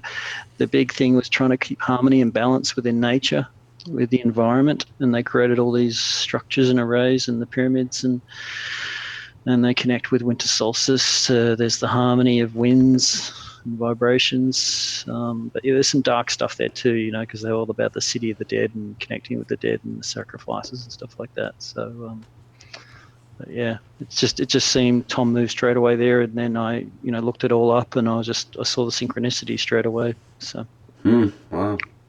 Yeah, I just thought I'd share that with you.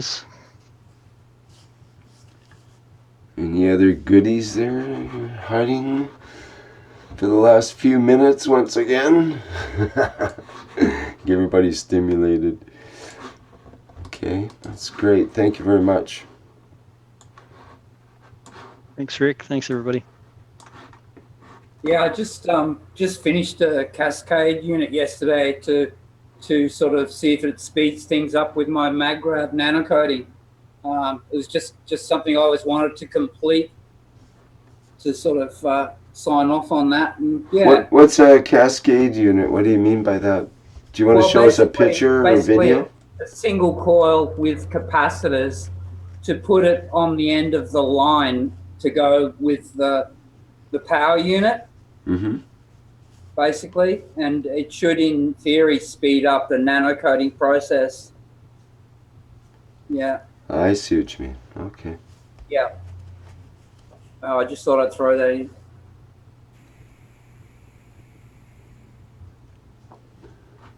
Okie dokie. Trying to think what other news is happening in the world at large here. I've got Sorry? one more thing if you want, Rick. Okay, sure. So about 6 months ago, when I first started doing my caustic in the bottles, I put them in one of those cheap plastic drink bottles, and it cracked and leaked. The nanocoating and the material inside that old reused caustic leaked, and it got into the crack of the floorboard. But it was only like about a 3 centimeter crack, and it got in between the two floorboards. And I thought nothing of it. It was just a small little bubble. And then I thought, oh, I'm going to have to replace the floorboard. I'll let it go. And then I just started to see it grow and change. And this is how it is now. It's sort of mushroomed out like a flower. Oh my God.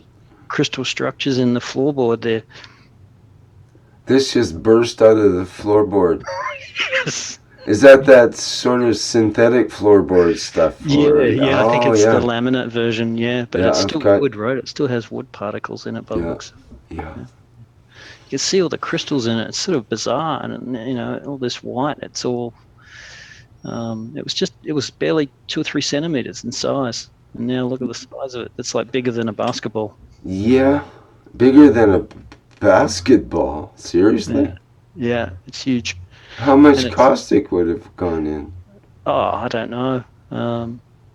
Just enough to make a small bubble, but to get wedged in between. But I think there's reactions with the wood particles, right? Seems to me. Yeah. Leaf, you realise this is how the blob started. Yeah. Keep an eye on that. How that went. Yeah. Needs a video cam on it by night for sure. Yeah, the nano flower. True. So I think yes, definitely something goes on when you interact the cold caustic with wood. Oh, that's going to be something I'm going to have to play with. Yeah, it makes you want to tear up your floorboards. Yeah, it took a while though. It's still growing. Like now, it's like almost a foot high, right? It's really. I wanted to replace it and get the floorboards out. I've upset my family with it, but I just got to let it go. So. You can't kill off a life form like that. No. It's not right. It's sort of jaw dropping, isn't it? As you look at it, you go, "My God, what is that?" So, yeah. It's pretty organic, yeah. It's alive, definitely. Well, you should. Time lapse would have been so good. One of those multiple time lapse photography deals of this. Well, this is when it first started. When it started to grow. I see. I see now. Now I understand. It was not just a little crack. It got underneath there, and it festered. Oh, no, it's the festering factor. Yeah, it started off small, and then this is part of it when it started. This is when I found it. It sort of grew. Yeah, this is the way So these are plasmatic structures. It's almost got that hexagon shape there right off the bat. Yeah. You've got a volcano in your house. I've got the natural floorboard mangrove. Yeah. Wild. Whoa, that's. Dance a floorboard, yay! Not popular with the visitors. So there must be no more than an ounce or two, or several milliliters or something of fluid, or would it be more than that? Well, it was a small, clear. What was it like? Those little vitamin drink bottles, So I never used those. And not the whole thing, would you? No, not the whole thing, like some of it, because it cracked or split because the caustic must have eroded it somehow and it leaked. Oh, yeah. So now I put all my caustic in a Tupperware bucket. I learned the hard way, but you got to be careful what you leave the caustic in. They reuse caustic containers. So. Yeah, I think we've all learnt that lesson about what plastics you can't use. Yeah. Yeah. Exactly. All right. So anyway, kids at home, play carefully and make sure you don't spill your caustic, or you might have a new play friend you have to take care of. Yeah. Just make sure it's your friend. Yeah. Yeah, you might have to train it before it gets loose from the floor. It starts roaming around, growing even bigger. Gotta go take the floor for a walk. Yeah. Yeah. Put a leash on that thing before it gets away. so that was you as an in-between shot. So Oh, I see. Yeah, you do have a couple. Yeah, yeah. Oh, this is quite amazing. It hasn't gotten any bigger, like diameter-wise, just taller? It's going taller. I haven't measured it recently. I just put paper towels over it instead of denial. That I'll let it. If you ignore it, it'll go away. Maybe your dog will eat it or something. So it's growing up. Is it? It's not getting any denser. You don't water this thing or anything, right? You're not encouraging it, are you? No. Not a fetish that you're encouraging. You're just allowing it to happen. And is it moist in the room, or is it dry? No, it's dry. It's where I do all my caustic and GANs creation. So right next to it, I do all my caustic sprays in separate containers. And it's fairly warm, like room temperature plus or whatever. Definitely, yeah. It's regularly. It's not chilled. But the sunlight comes in through the window above it, but I don't think it touches it in any way. And I just put paper towels over it right now, just to sort of give it a blanket. Well, as long as you're not losing any pets. Yeah, no pets, but the room's out of bounds for children. Yeah, that's probably a good idea. Yeah, you wouldn't want people or pets to be eating it, probably. Yeah. You might have to put a cage around it or some sort of, structure to. That's kind of why I want to get like a workshop set up, Rick, so I can get this stuff out of my house. Yeah, well, you could put a series of these all around your floor and then invite people in, charge admission and that kind of thing. It's one of those oddities. The little shop of horrors, isn't it? Yeah.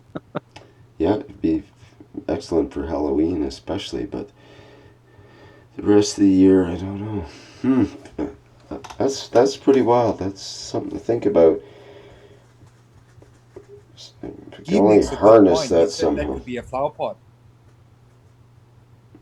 Yeah. Yeah.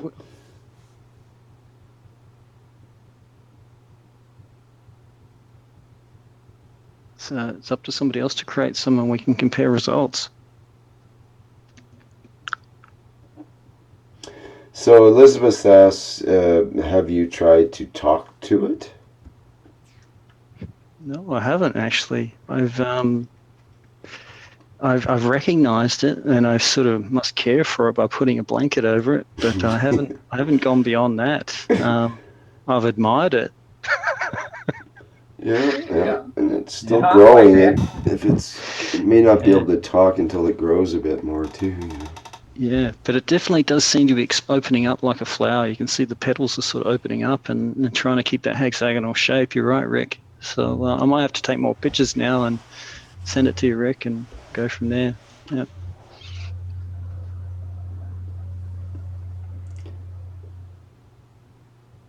You could be the first person to grow their own starship. Well, interesting idea. Because it does. I mean, that's what I was going to comment on when you showed that picture of the bulge in the floor of the wood grain of the floor, and it looked like this is like a plasmatic structure that's trying to unleash itself, and now it's grown into this flowery pot-looking thing. That's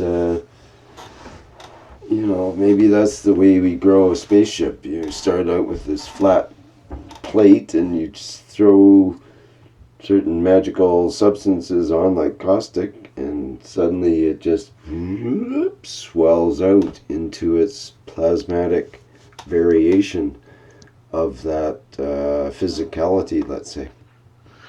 Yeah, I think it was reused caustic containers. So there was a lot of those black nanoparticles at the bottom too. You remember how Keshe was saying those were good things? And not that I was aware of that at the time, but I think there was a lot of that stuff in there. So. Is that like from the, do you use copper scrubby pads or by any chance? Or? No, so when I nano-coated my copper, I reused the caustic and put it back again into the same container and kept reusing it over and over again. And that's what this container was. It was a reused caustic. Okay. So it would have, every time I emptied the caustic containers out after nano-coating, I put it in the spray bottle or these separate containers. And that was one of those containers, initial ones. Douglas was saying that his nano-coated copper scrubby pads tended to fall apart in the GANS procedure after using them a few times, so he recommended people didn't use that because the black stuff comes apart and gets into your GANs and so on. But sometimes it wouldn't matter, I suppose. Other times it might. Okay, what do we have here?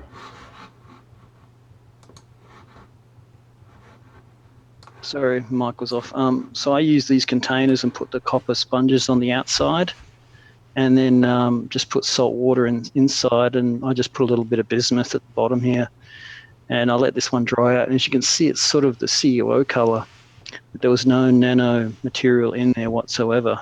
So it was just copper sponges on the outside, and I did that with bismuth and as well as gold. I got the same color at the bottom. Same color. Same color. Here's gold. I put my rings in there. You can see that too. So I just put copper sponges on the outside and a little clockwise nano at the top there for the circuit, and you can see it. Distinct difference in the size and shape of the salt crystals, though. Yeah. Mm-hmm.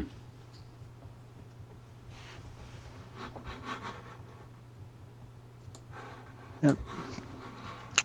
So I'm going to do all my new kits now with that, putting the copper on the outside, because you don't have all that issues with the nano falling in or the zinc falling in and straining out the GANs and all that mess. And then you feel like you can reuse these containers easier. So yeah, just sitting on the windowsill, the sun coming in. Okay. I'll stop there, Rick. Yep. Okay, very good. Thank you. I was wondering if the sun is part of the process. I wonder, has anyone tried making GANs, in a blacked out environment as compared to in sunlight?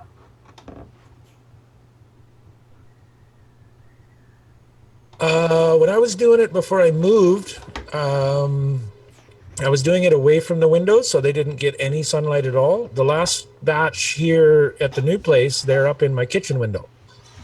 Okay. And they failed miserably. Right, that's interesting. Again, I can't really say why they failed. It could have been temperature. It could be the proximity to the windows. It could be this location. We got a zinc and lead smelter here in this town, and the energy here is very dense, very dark and dense, and that may have a factor. Yeah, right.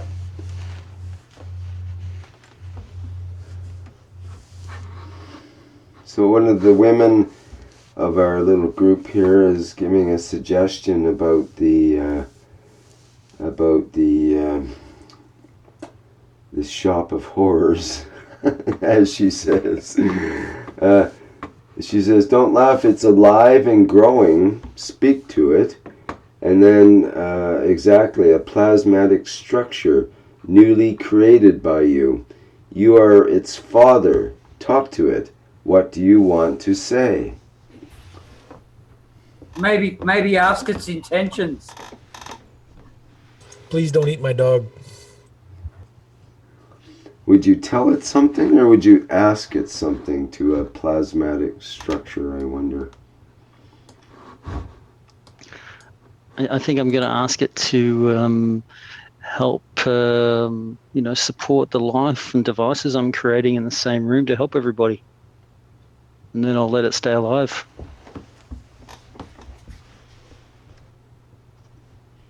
Just kind of like blackmail it. Yeah. Yeah. Well, not blackmail, but serve a purpose, you know. Encourage it. Yes. Well, it's, you know, in a way, it's up to you to encourage or discourage this life form, let's call it, or growth, or, you know, anything that's organic materials and growing in a way is a life form. It's, I don't know how conscious this life form is, but you've given it more of a consciousness, or more of a possibility than the inert, more or less inert state that it was in before. Suddenly it's growing. So, okay, here's some nano pads. Yeah, I think we'll have to follow on with that later with that, because that is a deeper topic, but it's got me thinking now. And now I've got to go to sleep. Yeah. So yeah, I just wanted to share. This was the original containers about 4 or 5 months ago, and then that's how they are now. So Oh yeah, I see. so just put the sponges on the outside, and then I just let it sit there. I didn't attend to it or anything, and then this is what the result was. So Yeah. Yeah. Well, the salt will definitely cause some of the copper to come out and cause some greenish coloration there, I think. But yeah, it's interesting. yeah. So Well, what you have in the bottom of that is GANs. If you rehydrate it, the salt will dissolve, but the GANs will not rehydrate. That's a good point. Yeah. I'm just wondering if there's any extracted bismuth or any gold in it, you know, because it does look very crystallized, like all my other GANs kits that dries out. I don't get those crystal structures sitting at the bottom. That's strong. Did you lose any gold out of your gold that you used, or did you lose any of the other crystal, the bismuth? The bismuth I did. I noticed the shapes at the end were sort of rounded and warped a bit. They weren't the nice, you know, square edges. But the gold rings, I now just put them next to them, and when I nanocoat, I put the gold rings next to my nano devices I'm drying to try and get the elements of the gold into it for intent of healing and the final drying process. Okay, well, Guy would say to your creation, do you want to be my friend? Let's play. That's starting to sound very Chucky-ish. Well, it is in a way, because, you know, everything's alive in its own way with plasma. And as, you know, a mannequin or some other, what do you call it, puppet and that kind of thing, can be brought to life even though it's of the material form. I used to be involved with puppetry, with Bunraku puppetry, which took 3 people to operate one puppet, and we had to operate in unison to make that character of the puppet come to life and make it look real and make it look like it was, the attention was on the character, not on us, and so on. So in that sense, our attention is definitely caught up with this, and we're expecting more camera shots for next week's episode of the growth of the creature. The creature How from about we give Lee's it a name room. like Bill and Ben, the Flower Pot Men, but something different? Well, it does have to have a name. I was going to say that earlier. I was going to mention that it really calls out for some kind of name. I mean, Delilah. Well, it's born out of alchemy, so maybe call it Al. Hell is good. I somehow like L. L is good. It's, Tell the Gans volcano. yes, it is like one of those volcano things you get when you're a kid.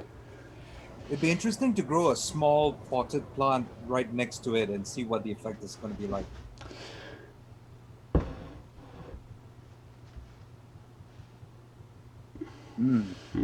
Okay. You got me thinking. Thank you. Yeah. Welcome. Don't water it. Where do you get bismuth? I get it here from a local guy in BC. I don't know how I found him. I found him on the internet somehow, and I got his email address and pinged him, and he sent me stuff. But the local Crystal Rockhound shop has it too, a little bit pricier. But I'm guessing, most crystal stores online will have some. Exactly where they're getting the business from, I'm not sure. You'd have to ask them. But I know healingcrystals.com, the local stores here has it where I am in BC. So you have to do some research there wherever you are to try and find a source for it. Okay, thanks. Yeah, as just looking in Google, there's a YouTube video of how to make bismuth crystals. Yes, I've seen that. Very interesting. I was going to get some and try to make some of those structures. It's kind of a reverse cube structure. It goes inward rather than outward. It's quite interesting. If you read the book on Wheeler's magnetism, it talks about bismuth a lot, about the structure, and it's the strongest and safest element to use to travel the universe. It's quite an interesting read. Wheeler's. Yeah, it's one of the more benign elements actually, and has one of the greatest diamagnetic properties as well. Yeah, I put a bunch around my magravs, and I started to lie down, and I started to spin like a merry-go-round. So really? I stopped putting a lot of those around now. I put different ones around because it was a bit freaky. So. Yeah, I just looked on AliExpress, and you can get all kinds of bismuths from China. Yeah, no doubt. It's fairly inexpensive too, relatively speaking, but some of the really pure stuff is expensive. Just drop the link in chat. There's this place in the US. They ship worldwide as well. Rotometals.com. Rotometals. They sell bismuth.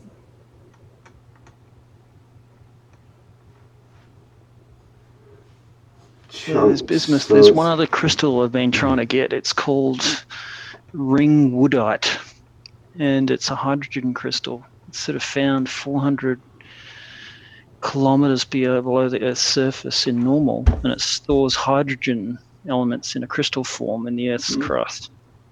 So that's on my to-do list, Rick. If you could solve that for me, that'd be great. Yeah. Ring woodite. Ring woodite. It's one word.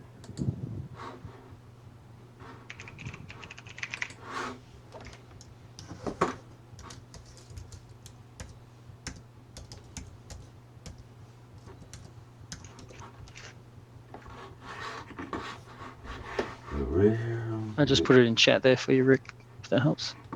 Right, yeah. Let's just see it here. Look it up. Let me show that in the chat here, just so we have something to look at. I have to go here soon, but just want to show the ring woodite. This is a new one for me. I thought I've heard of most kind of structures like this, but this is quite interesting. Of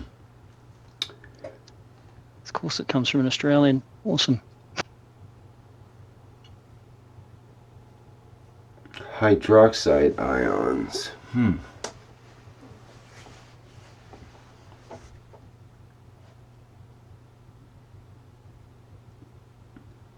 Well, I'm looking at the formula, the Mg2SiO4. Looks like it's silicon doped magnesium, or magnesium doped silicon. Sorry, silicon oxide is quartz crystal. It calls it a magnesium iron silicate. Where's the iron?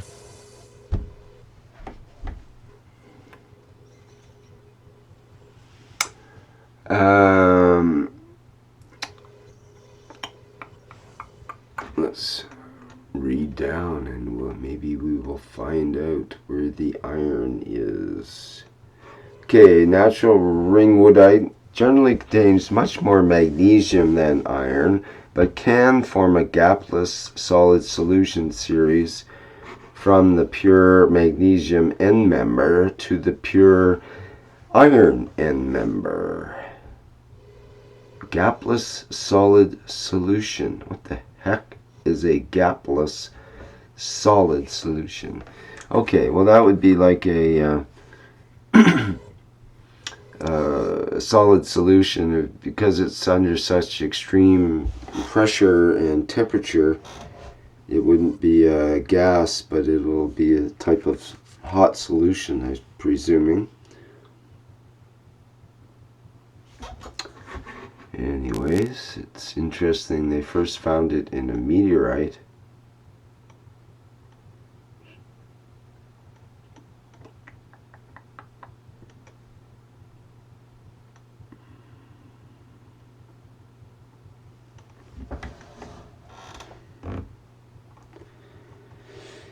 Okay, well, we'll get more of a report on ringwoodite, perhaps with next week's installment of the Keshe Plasma Reactor Group.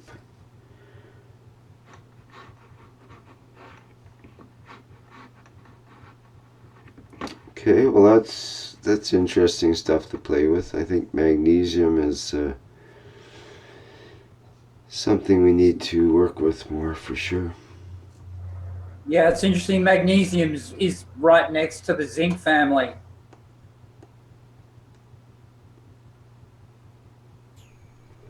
Yeah.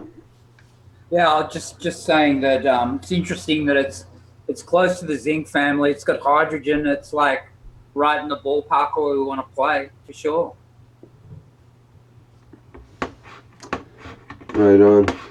Okay, well I'm going to have to hit the ball out of this ballpark now and fold it up for now, and thank everybody for participating once again.